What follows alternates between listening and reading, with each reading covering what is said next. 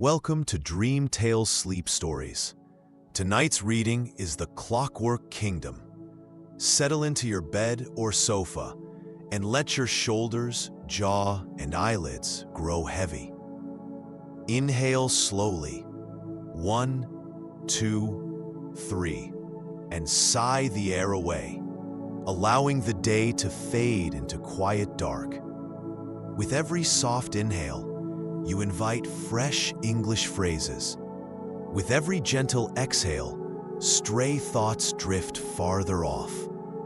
Behind my voice flows a gentle melody, renowned for guiding the mind toward deep relaxation. Keep your eyes closed or follow the captions, whichever feels right. Simply receive the rhythm and resonance of the language.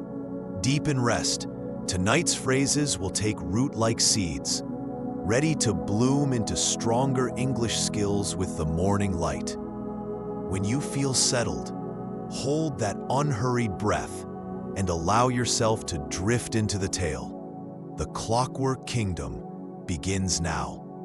And when the story's final line has faded, the music will linger a little longer, carrying you gently deeper into sleep. The Clockwork Kingdom. Thomas Wyndham was 16 years old and worked as an apprentice in an old clock shop in London. The shop belonged to Mr. Harrison, who had been repairing clocks for 40 years. Thomas loved working with the delicate gears and springs inside timepieces, and he dreamed of becoming a master clockmaker one day. One rainy afternoon in October, Mr. Harrison asked Thomas to organize the storage room in the basement. "Be careful with the old clocks down there," he warned. "Some of them are quite valuable, and others peculiar." Thomas descended the creaky wooden stairs into the dusty basement. Shelves lined the walls, filled with clocks of every shape and size. Some ticked loudly, others stood silent, and a few seemed to tick backwards. In the darkest corner of the room, Thomas discovered a peculiar pocket watch lying on a small velvet cushion. The watch was unlike anything he had ever seen. Its case was made of a strange metal that seemed to shift colors in the dim light. The face had not 12, but 13 numbers, and the hands moved in ways that defied logic. Sometimes they spun rapidly clockwise, then suddenly reversed direction. "What a curious piece," Thomas whispered, picking up the watch carefully. As he opened the back case to examine the mechanism, he noticed an inscription in a language he didn't recognize. The gears inside were impossibly complex, with tiny components that seemed to float rather than connect. Unable to resist his curiosity, Thomas began to wind the watch. With each turn of the crown, the watch grew warmer in his hands. The ticking grew louder and faster, until it sounded like a heartbeat. Suddenly, the watch face began to glow with an intense blue light. "What's happening?" Thomas gasped as the light expanded, surrounding him in a swirling vortex of color and sound.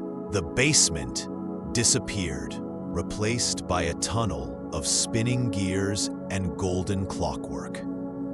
Thomas felt himself being pulled forward, tumbling through time and space. When the sensation finally stopped, Thomas found himself lying on a cobblestone street. He sat up slowly, his head spinning, and looked around in amazement.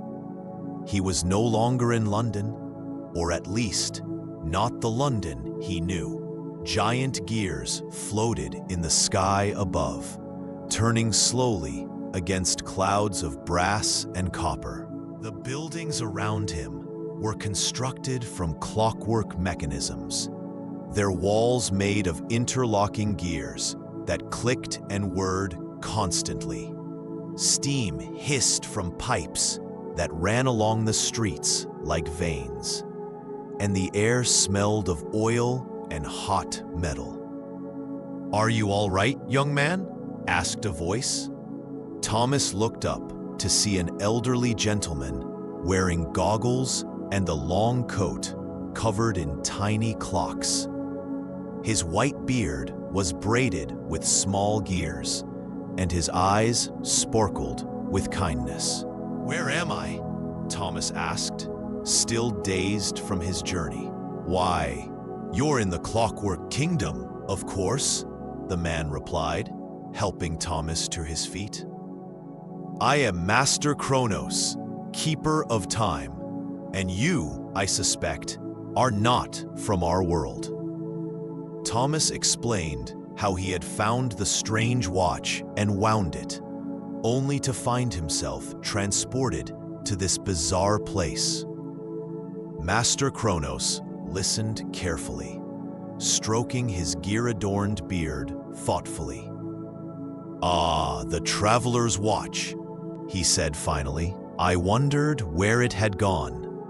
You see, young clockmaker, that watch is a bridge between worlds, created long ago when our kingdom was young. But you've arrived at a most unfortunate time." "What do you mean?" Thomas asked, noticing for the first time that something felt wrong about this place. The gears in the sky stuttered occasionally, and some buildings seemed to flicker between different states of repair.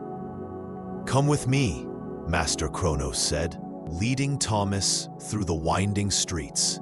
"I'll show you the heart of our problem."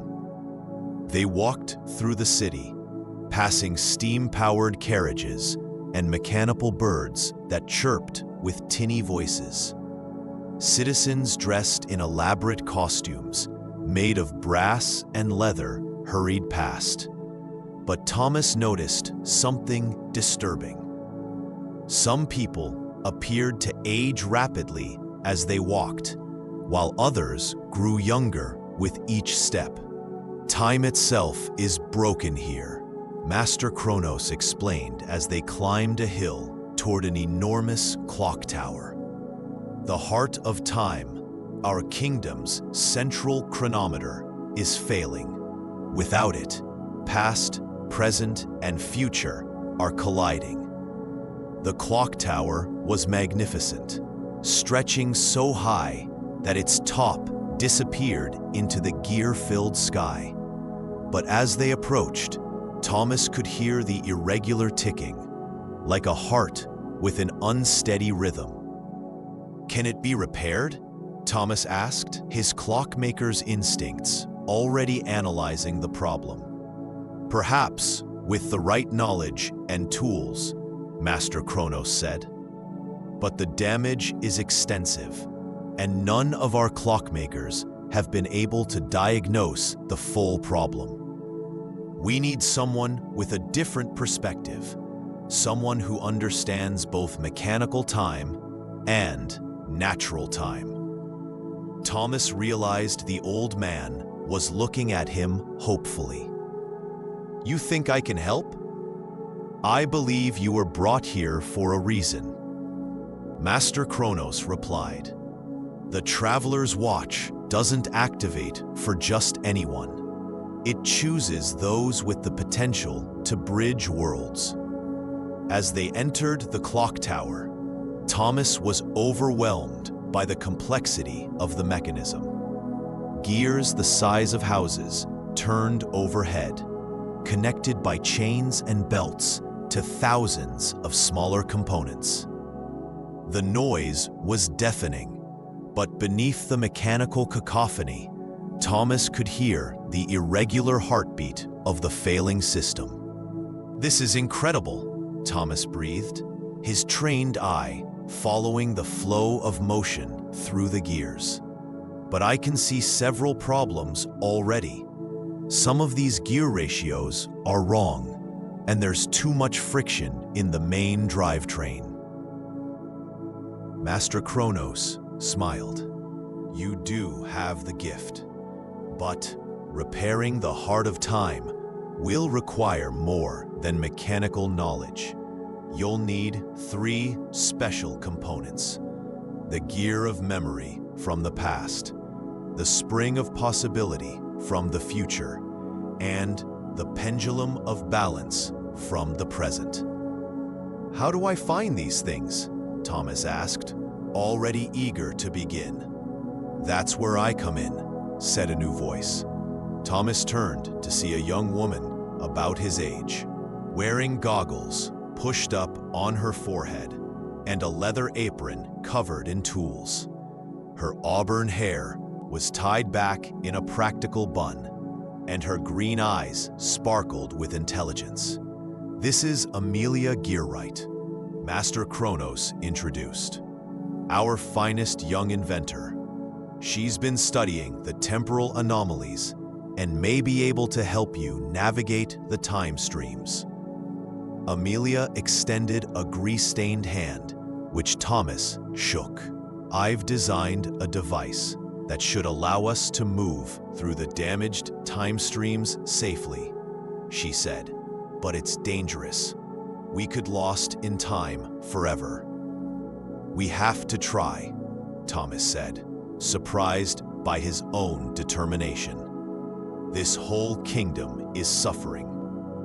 Over the next few days, Thomas worked with Amelia to understand the nature of time in the Clockwork Kingdom.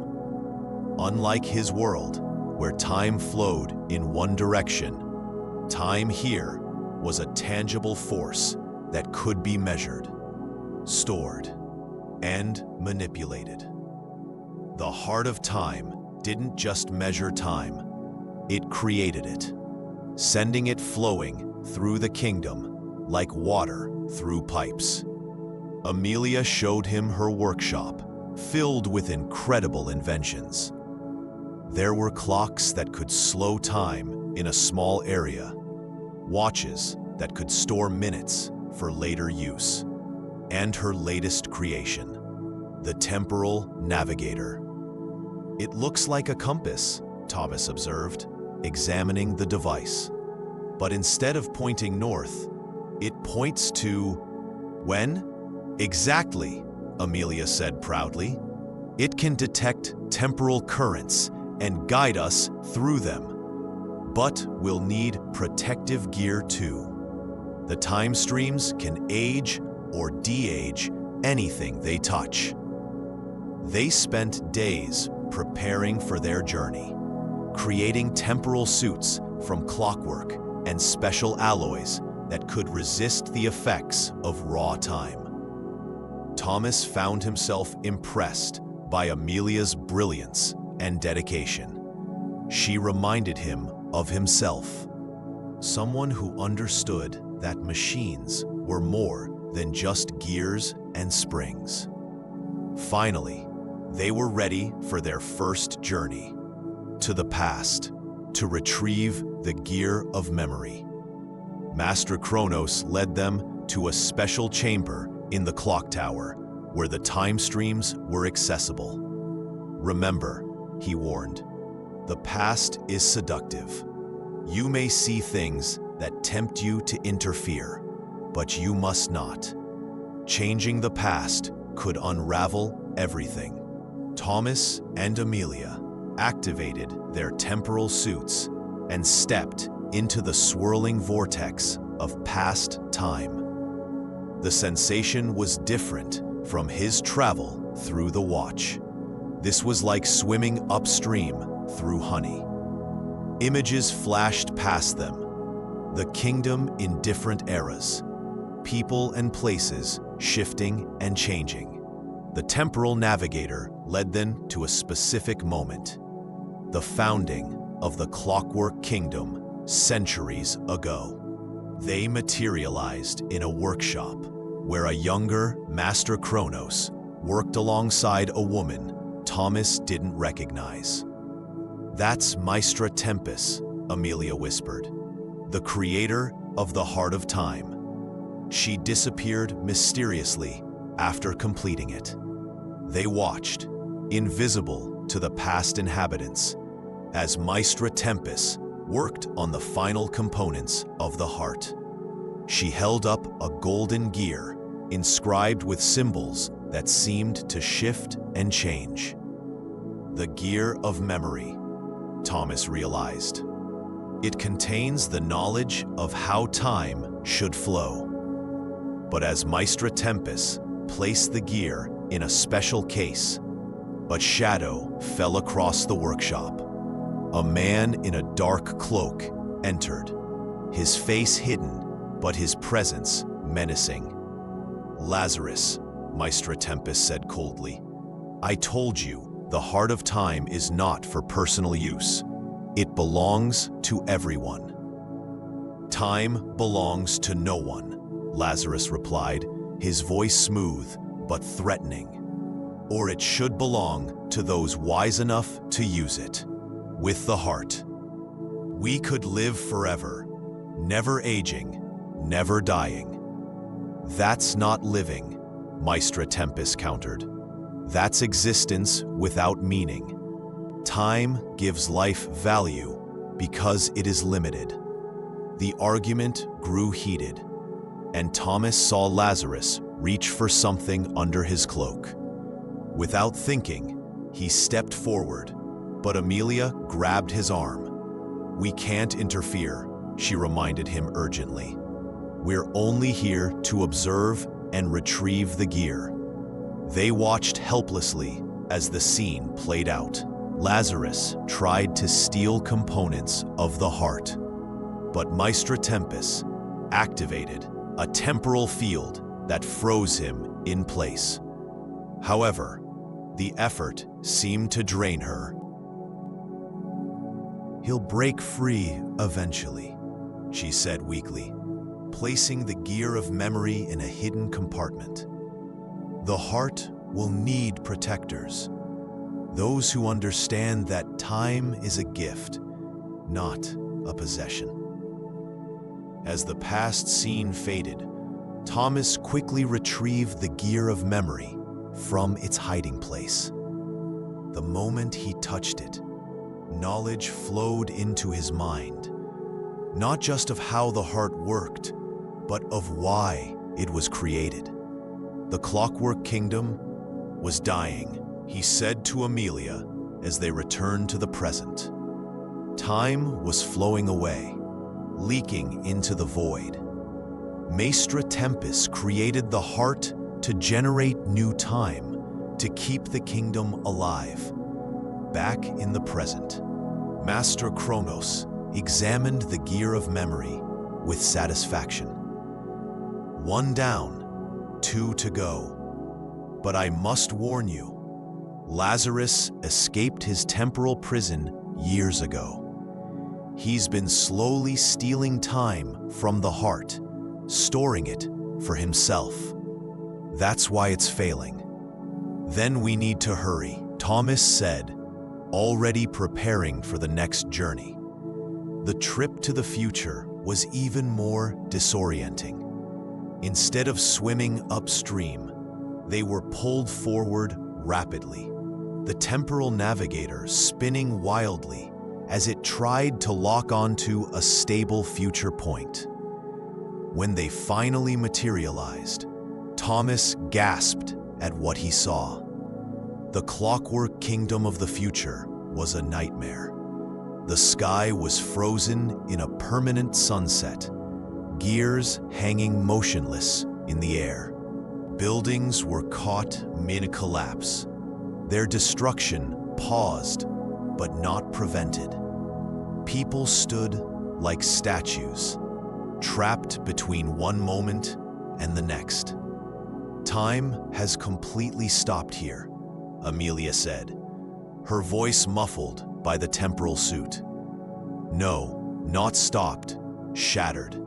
They made their way carefully through the frozen city, following the navigator toward their goal. In the center of the city, they found a woman, older version of Amelia, somehow still mobile in the frozen world. "I've been waiting for you," the future Amelia said, sadly. "Though in a place without time, waiting has no meaning." "How are you still moving?" present Amelia asked her future self. "I invented a personal time generator," future Amelia explained, showing a device on her wrist. "It gives me a bubble of time, but it's limited. I've used most of my life maintaining this pocket of existence, hoping someone would come." They led them to a vault where the spring of possibility was kept. It was a coil of metal that seemed to exist in multiple states simultaneously, constantly shifting between potential forms. "This spring contains all possible futures," future Amelia explained. "It's what allows the heart to create new time rather than just measuring existing time.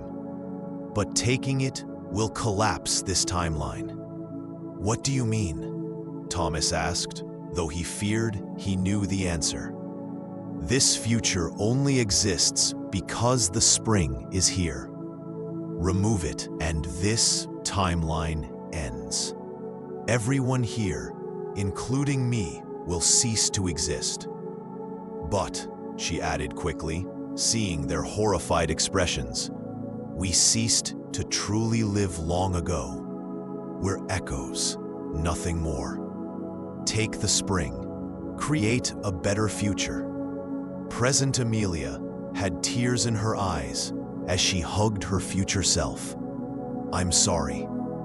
"Don't be," future Amelia smiled.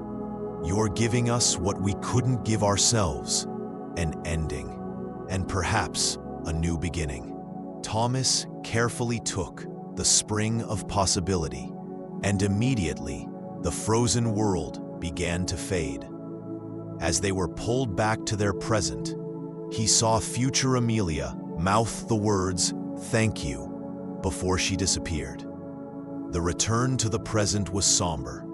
Master Kronos accepted the spring with gentle reverence, understanding the sacrifice that had been made to obtain it. "The future is always uncertain," he said softly, "but that uncertainty is what makes it precious." Now, for the final component. Finding the pendulum of balance in the present proved to be the most challenging task. It wasn't hidden in a specific place, but was scattered throughout the kingdom, its pieces distributed among the people. "The present belongs to everyone," Master Kronos explained. So the pendulum was divided, each citizen carrying a small part. But over the years, people forgot what they carried. The pieces look like ordinary trinkets now. Thomas and Amelia spent weeks searching the kingdom, using a special detector Amelia had built to locate the pendulum pieces. They found them in unexpected places: a gear used as a button on a coat, a small spring worn as a hair ornament, a tiny weight used as a game piece by children. Each piece they collected brought them closer to understanding the true nature of the Clockwork Kingdom. It wasn't just a place where time was mechanical. It was a society built on the principle that time belonged to everyone equally. But their collection efforts didn't go unnoticed. Lazarus, the time thief from the past, had been watching them. He appeared one night in Amelia's workshop, no longer young, but not truly old either. His stolen time had left him existing outside the normal flow. "You have something I need," he said smoothly, his ageless face unreadable. "The components to repair the heart. Give them to me, and I'll make you immortal like me." "Never," Thomas said firmly. "Time isn't meant to be hoarded." Lazarus smiled coldly. "Then I'll take them anyway." He produced a device that looked like a clock gun, pointing it at them. "This can age you to dust or reverse you to nothing. Your choice." The confrontation was interrupted by the arrival of the citizens Thomas and Amelia had met while collecting the pendulum pieces. Word had spread of their quest, and people had come to help. Lazarus found himself surrounded by the very people he had been stealing time from. "You took minutes from my life," said a baker. "Hours from mine," added a teacher. "Days," said a mother holding her child. Together, they overwhelmed Lazarus, not with violence, but with the weight of their collective presence. His stolen time began to leak away, returning to its rightful owners. As he aged rapidly, finally experiencing the time he had avoided, Lazarus reached out desperately. "Help me," he gasped. "I don't want to die." Thomas knelt beside him. "Death isn't the enemy. It's what gives life meaning." As Lazarus breathed his last, he seemed almost peaceful. The stolen time fully returned to the kingdom, and the final pieces of the pendulum of balance appeared. They had been hidden in Lazarus's collection all along. With all three components gathered, Thomas and Amelia climbed to the top of the clock tower. The heart of time was barely functioning, its beat so irregular that parts of the city flickered in and out of existence. "Are you ready for this?" Amelia asked, as Thomas prepared to install the components. "As ready as anyone can be," Thomas replied. He had studied the knowledge from the gear of memory and understood what needed to be done. But there was a catch. "The heart needs a human element," he explained to Amelia and Master Kronos. "Someone must stay inside to regulate it, to ensure it beats in harmony with life, not just mechanical precision."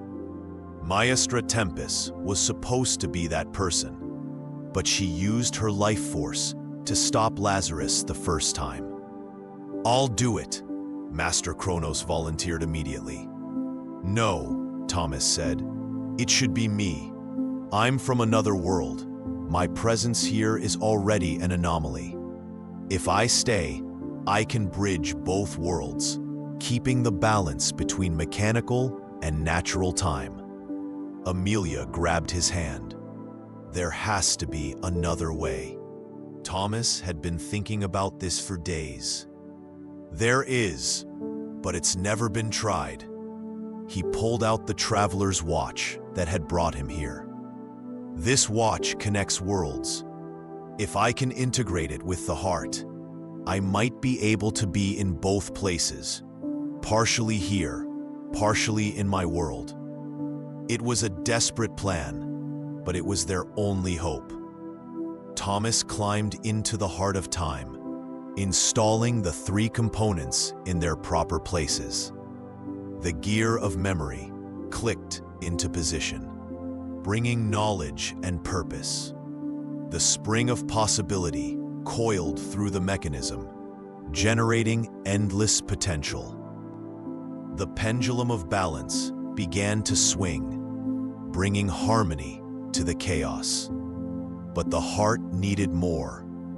Thomas connected the traveler's watch to the central mechanism and felt himself being pulled in two directions. He existed simultaneously in the Clockwork Kingdom and in his basement in London, spread across dimensions. The sensation was overwhelming, but Thomas held on, using his clockmaker's discipline to maintain focus. Slowly, the heart of time began to beat regularly.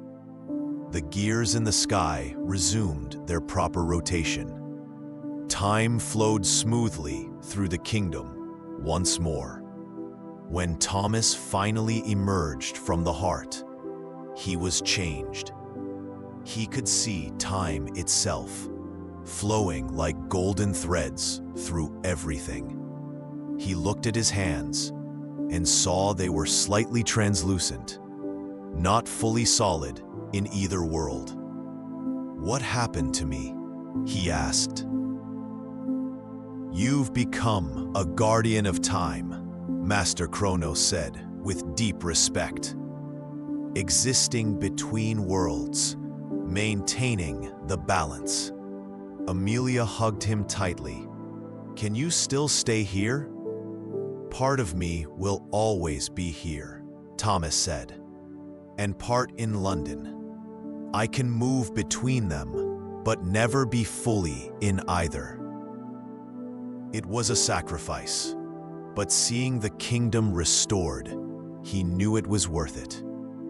Over the following months, Thomas learned to navigate his dual existence.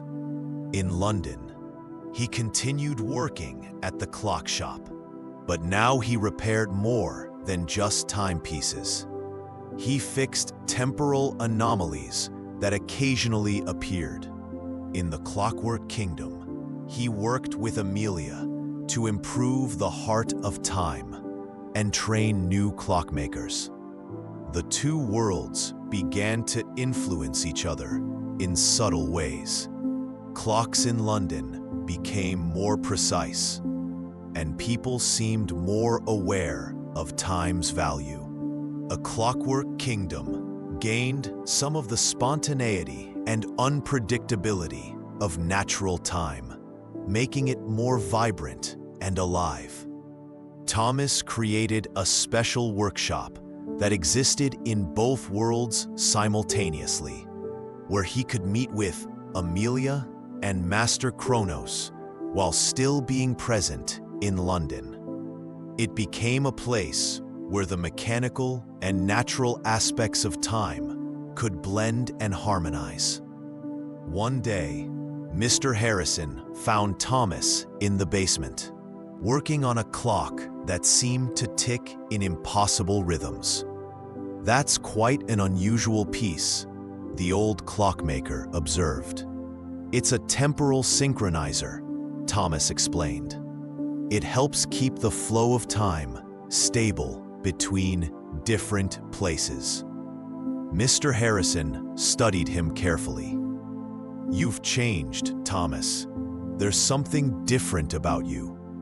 You see time differently now, don't you?" Thomas smiled. "I've learned that time isn't just about gears and springs. It's about moments, the ones we share, the ones we save, and the ones we give away." The old man nodded thoughtfully. "Sounds like quite an adventure you've had."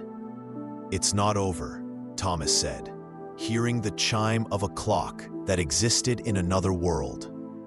"It's just beginning." As the years passed, Thomas became known in both worlds as the clockmaker between, the one who kept the balance between mechanical precision and temporal flow. Children in London would bring him broken watches, not knowing that he fixed more than just the mechanism. He repaired their connection to time itself. In the Clockwork Kingdom, he and Amelia made great advances in temporal science, creating devices that helped people use time more wisely without trying to control it. They discovered that time responded to intention and emotion as much as to mechanical principles. The heart of time beats steadily, no longer just a machine, but a living symbol of how time should be valued. Not hoarded or wasted, but shared and experienced. Each tick was a reminder that every moment was both finite and infinite, ending and beginning, mechanical and magical. Thomas often stood at the boundary between worlds, watching the sunset in London, while gears turned in the sky of the Clockwork Kingdom. He had found his purpose not in choosing one world or the other, but in connecting them, showing that time, whether measured by clockwork or heartbeat, was the most precious gift of all. And in his pocket, the traveler's watch ticked on, no longer a bridge between worlds, but a reminder of the journey that had taught him the true value of time. It had chosen him not to fix a broken clock, but to heal the relationship between humanity and time itself. The clockwork continues, the hearts beat on, and somewhere between the mechanical and the magical, Thomas keeps the balance, one tick at a time.